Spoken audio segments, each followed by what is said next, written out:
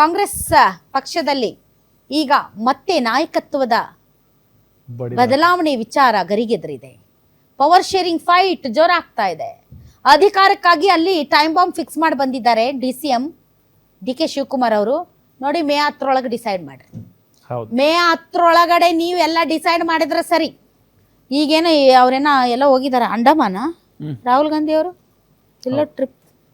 ಎಲ್ಲ ಟ್ರಿಪ್ ಹೋಗಿದ್ದಾರೆ, ಬರ್ತಾರಂತ 28ಕ್ಕೆ.